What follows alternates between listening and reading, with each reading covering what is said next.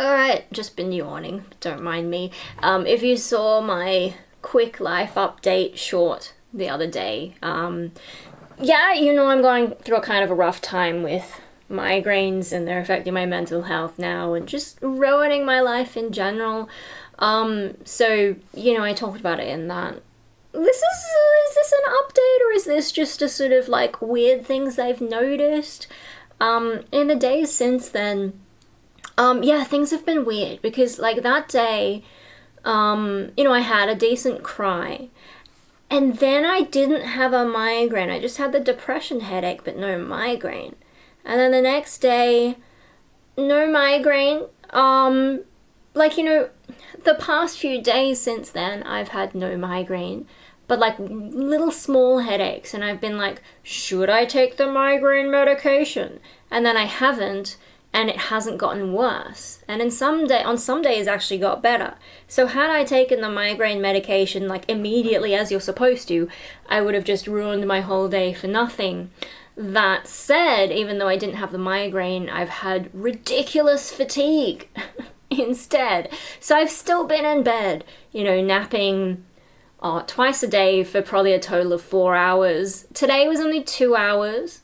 And I'm doing a little bit better today, but I'm still struggling and I can still feel like there's something in there. And, I also had this sort of, I can only describe it as like brain clog, not fog. It just feels like there's something, I don't know how to describe it because you can't actually get in my head to, anyway. Weird stuff like that. So, yeah. Up till, I think, Wednesday, I was having a whole bunch of migraines. And yeah, I did that mecha video with the ice pack on my head, that's right.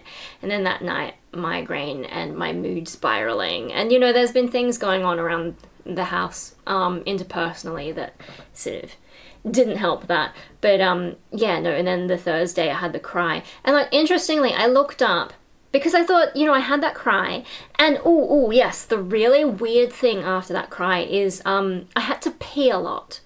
And when I take the migraine medications, that's pretty much what happens is I have to pee a lot. So I didn't take the migraine medications, but I had a cry instead and had basically the same, like no migraine came of it, and I had to pee a lot. And when I looked it up, like crying can actually decrease inflammation. And so I wonder, we have this theory that I probably have an autoimmune condition, which I'm having to wait until May to be seen about. Can we just start me on some steroids just to see if it works? Isn't that how you treat a lot of autoimmune conditions? I mean, I know it's like there's risks, but I'm having a miserable life and I've still got to wait so long. And my mental health is not doing well. I need more action because how much more of my life has to drain away before we even try to find solutions to this stuff. Anyway, if I have an autoimmune condition, then the inflammation that constantly shows up on my blood tests probably makes a bit more sense, and the inflammation is probably also triggering the migraines, or at least significantly contributing. So with the migraine meds, they do, they act as a vasoconstrictor, and so they squeeze your blood vessels smaller to reduce the inflammation that's causing whatever the pain going off in your head is. But because it squeezes your blood vessels, the blood has to go somewhere and all the moisture comes out, and that's why you pee a lot.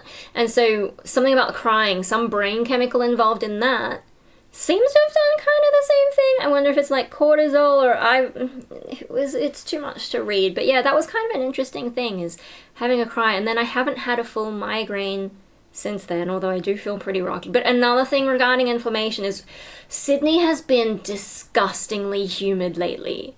Yesterday was hot and humid, today was cool and humid, and both suck. I think not last night, but the night before, it was like 99% humidity all night. And then, up in the morning, walking the dog, whose name I dare not say lest I summon him, which is a legit thing that can happen. The humidity, humidity can cause inflammation. And I wonder if that's been triggering things lately. So I guess we're talking about weird things with migraine, but also things that I've looked up from Dr. Google that I cannot verify. But yeah, no, I wonder, because like this has been another humid summer. Sydney has had a lot of humid summer. I think because like we've had so much La Nina lately, or almost La Ninas, and we've only had one year in the past, I don't know, 5 that wasn't. So yeah, it's just been constant humid summers. Like, what is this? Queensland? Ugh, I'm gonna have to move down to Tasmania or something. Except that I haven't won the lottery yet. Mad Simple hasn't given me the 10 million American bucks. Anyway, we can dream. We can keep buying lottery tickets and... yeah, no, but so... humidity. Probably not good for me. But also another thing I was reading, so if you think about steroids, right? And I was joking to a friend about this, like, you know, why don't I just take the steroids already? You know, it made me think about testosterone and hormones and stuff. And I'm like, you know, yeah, testosterone's basically a steroid, right? And we're sort of joking like, it's not quite the same thing. But when I looked it up, like, corticosteroids is what I mean by steroids, not bodybuilding steroids. Corticosteroids. So when I get mouth ulcers, I do Kenalog, and corticosteroids are in that, and that seems to help clear it up. It's the only thing that clears it up and stops me having a whole week or 2 of the same mouth ulcer getting worse and worse. And whoa, did everything just go blurry? Okay. I was just like, was that my eyes? Do I have another problem? No. Anyway, yeah, no, and then also, like, you know, various skin things, this has actually cleared up since I started sewing patches onto the backs of the, you know, on your jeans and on other pants, like you have the button and the backing has metal. I think I have a metal allergy, which is ridiculous as a heavy metal singer, but anyway. Since I started covering those, this has started to heal, although there have been some days where it flared up and I'm like, did my belt somehow angle in to touch it? Or is it, like, actually inflammation setting it off again? Anyway, when that has flared up in the past, the Dermaid, which also has corticosteroids, has helped, you know, clear that up, or not quite clear it up, but make it less irritated. So yeah, you know, like, I've thought about corticosteroids for ages, and when I first raised some of this with my normal GP, I think I had, maybe it was Addison's in mind, which I don't really have all the things, but I was just looking at the number of corticosteroids in the products I'm using. Is there another one? Oh yeah. The nasal sprays for hay fever, they've got corticosteroids in them as well. So, like, you know, there's a lot of corticosteroids in my life, and I'm like, what if that's a thing? Yeah, and I think I can't remember exactly why I raised that, because that was a while ago, and she's like, no, blah, blah, blah, blah, blah. Like, yeah, okay, I don't have all the symptoms, but what if I was at, like, an early stage? Or, I don't know. So that was the thing at the time. But then more recently, like, you know, I've seen this other GP, which kind of happened by accident, but anyway, so the more recent GP who has been helping me try and investigate stuff, even put me on, you know, for the mouth ulcers, put me on the antivirals in case, like, it was being caused by a virus, which no, it's not, because the antivirus didn't really do anything. Yeah, so she also thinks, like, at least she agrees with me that it's probably autoimmune, whereas the other GP was kind of just like, it's just stress. And I'm like, okay, but what is the stress triggering? So at least this new GP has been helping me investigate. And, like, the fact that my blood tests keep coming back with inflammation, that's not right. Like, okay, maybe I'm only getting the blood tests when I'm unwell, or, you know, like, I constantly have mouth ulcers. I'm keeping a diary, and if I have 2 days without mouth ulcers, which I'm at now, that's a good run for me. I don't know that I've exceeded that since I started taking notes in November. Yeah, so that's like, what, am I just constantly stressed? Probably. Because I live here and things are, and then the rest of my life and trauma and blah, blah, blah, mental illness. But yeah, no, it's not right. Right. Anyway, so this GP agrees with me. And I think her best guess was Behçet's. I don't know. I mean, there's a few different ones that cause mouth ulcers.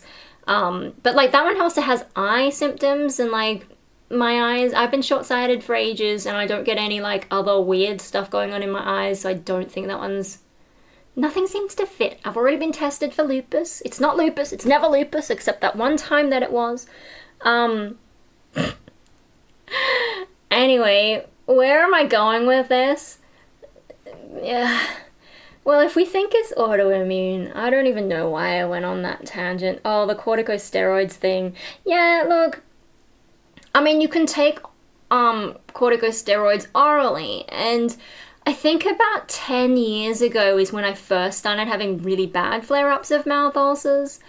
Well, I am rambling and all over the place, but would you have it any other way? Probably not, because that's just me.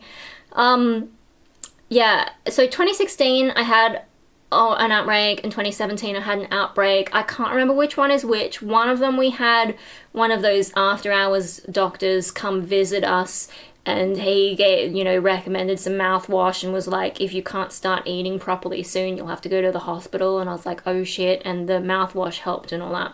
And then another time, maybe the second time, maybe this was 2017, I saw, I think Dad's doctor, I swear, like, he didn't need to tell me that he's bipolar, you just know.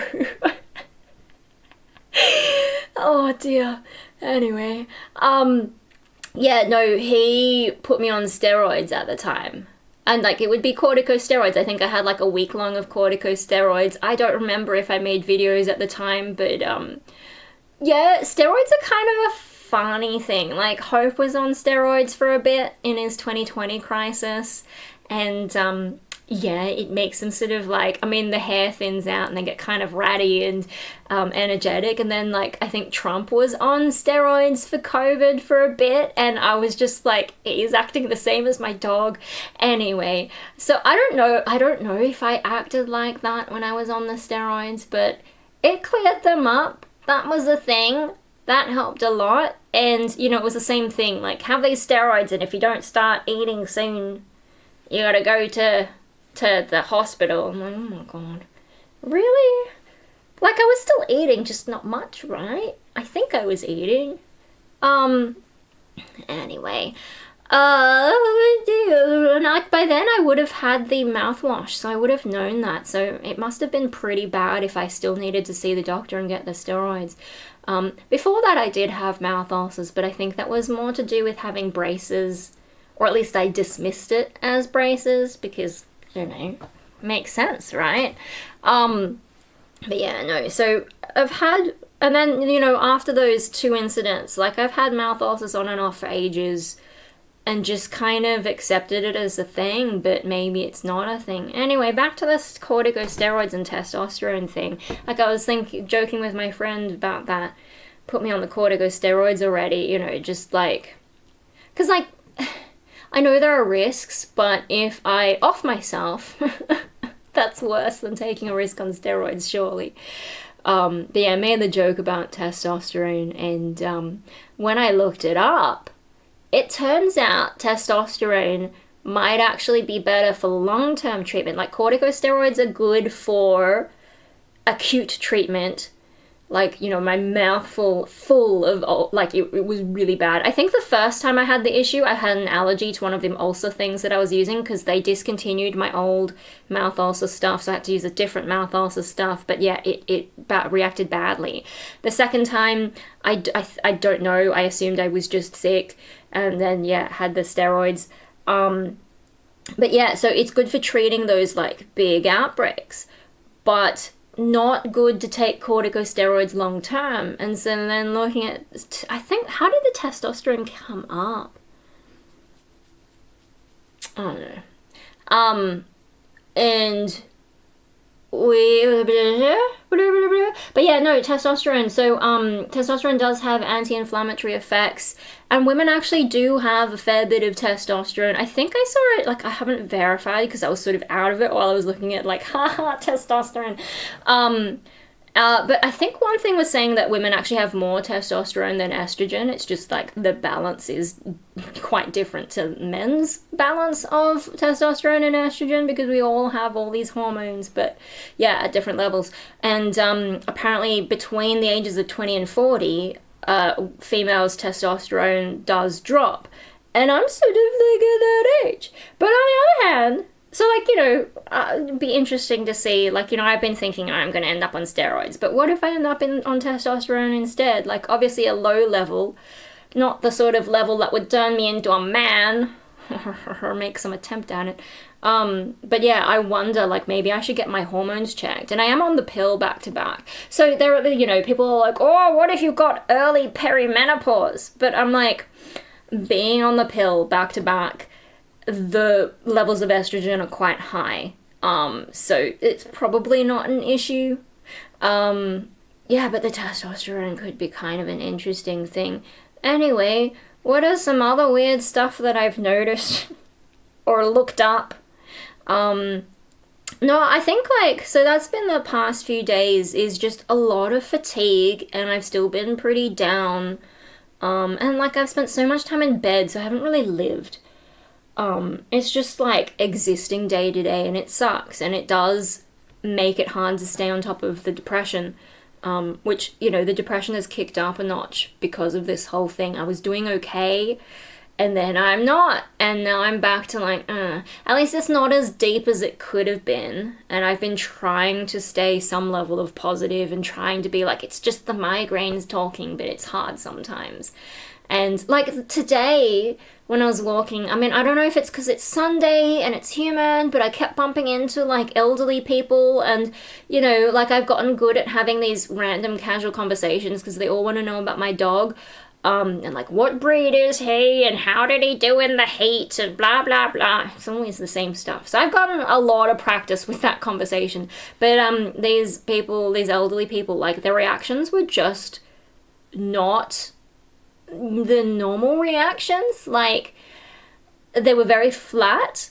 And it was a very strange morning in that way. And I also just had dodgy vibes about the day, and I guess having like, that sort of weird clog feeling and like looming potential migraine feeling, it was a very strange morning. But I'm like, is that because of my perception? But there were some people, like the people who gave my dog treats, who I will not name lest I summon him, they were cheerful. So I was able to perceive cheerfulness. I think it's just like some weird coincidence that I kept bumping into elderly people and having these rather unsatisfying conversations where I go through the routine and they're just very flat. It was so weird.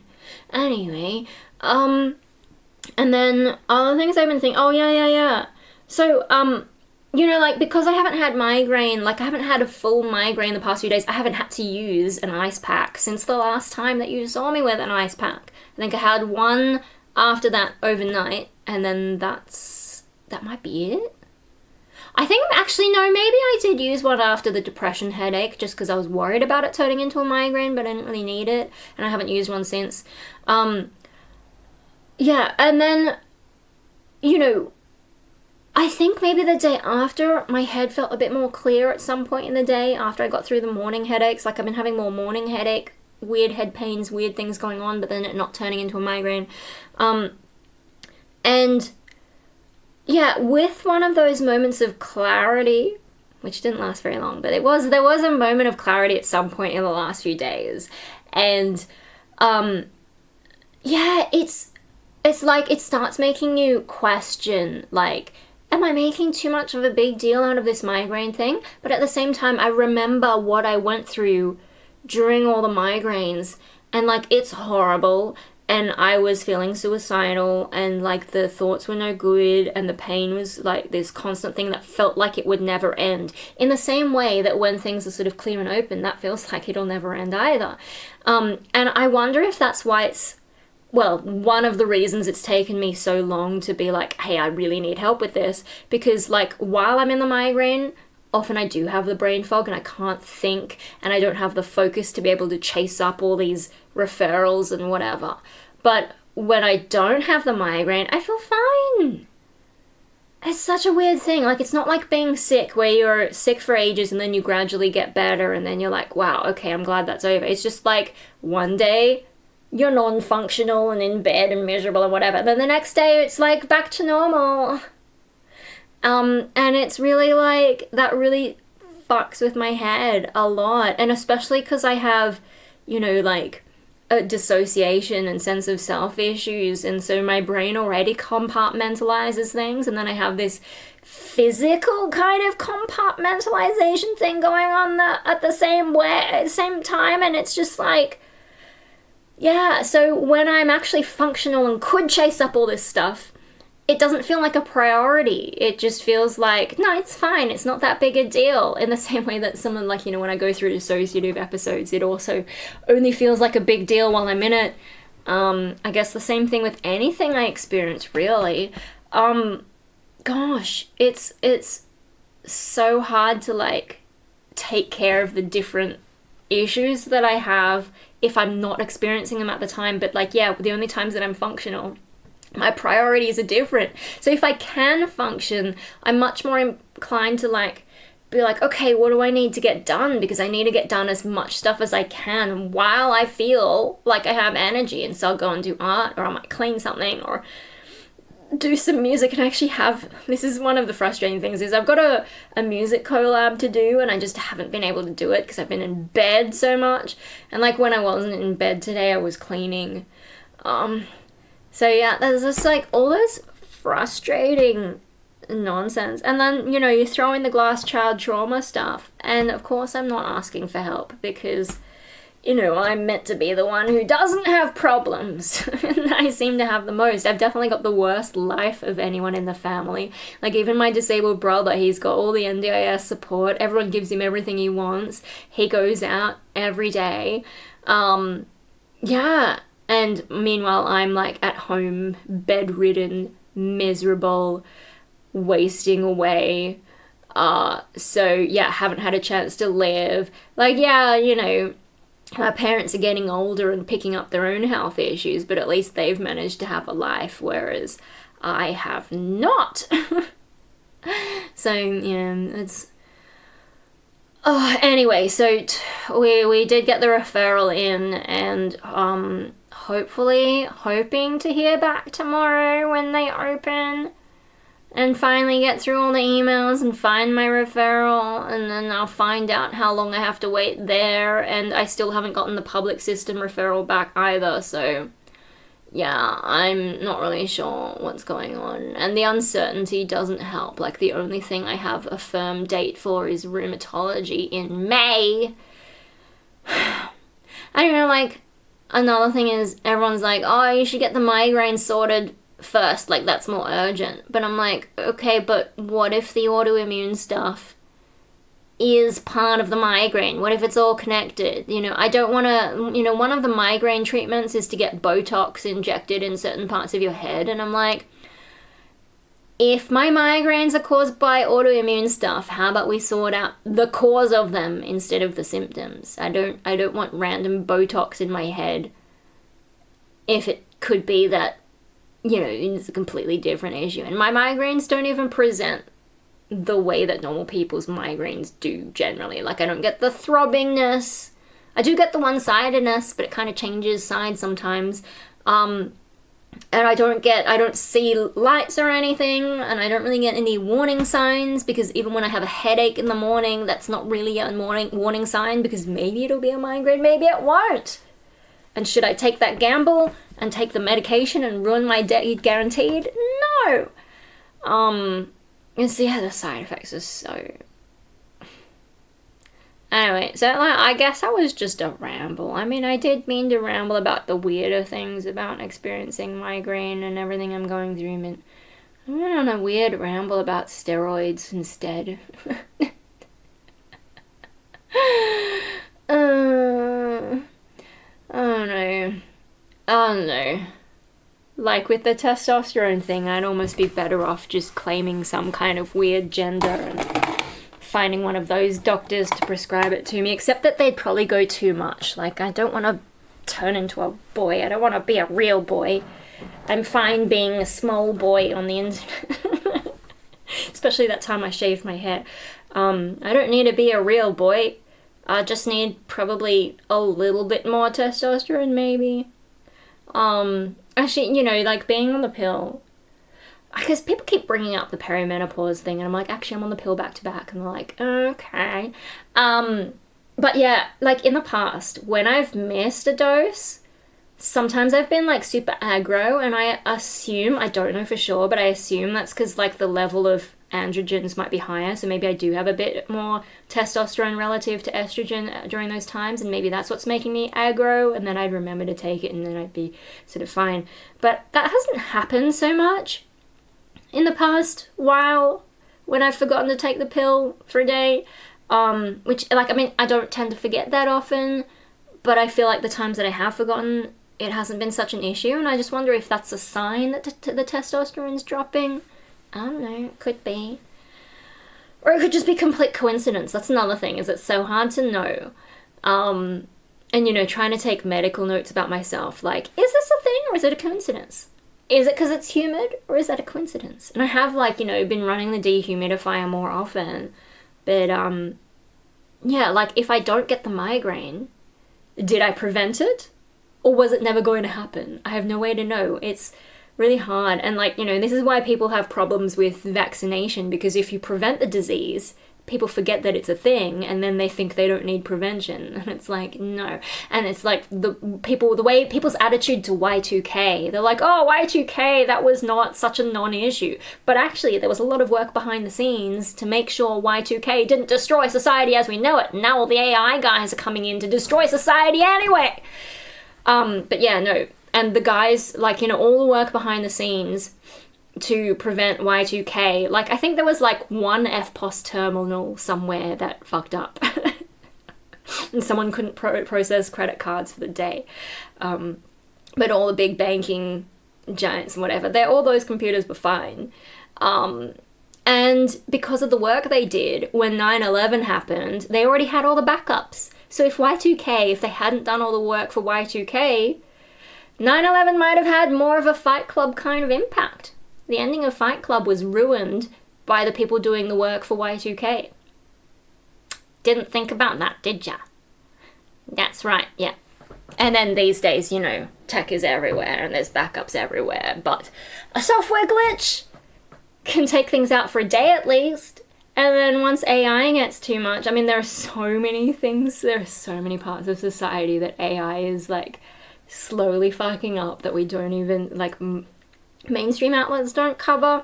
And it's just like your little tech outlets or, like, you know, academics complaining about the number of stuff they have to peer review that's just AI generated garbage. Like, if we can't even do science properly anymore because they're so overwhelmed, and AI detection is a bit hit and miss, and, you know,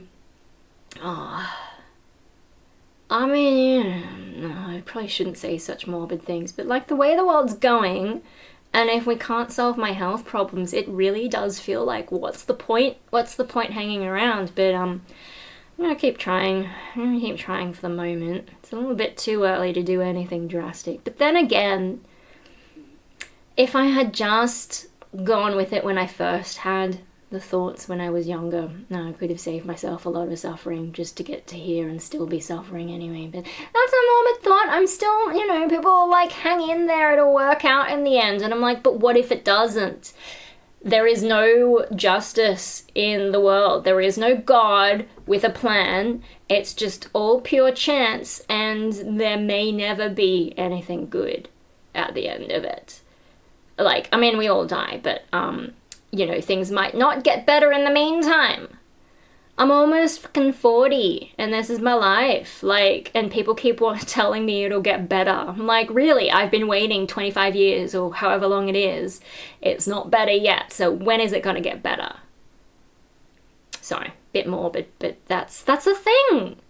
You know, you can't just throw Disney happily ever afters at me and expect me to believe you. This is bloody Sylvia Plath and the red balloon. You bite the red balloon, it pops, and now you see reality, and it's like, well, that's fucked. No wonder she... Anyway, never mind. The mushrooms are gonna take over the earth and all that. Or something. Bye.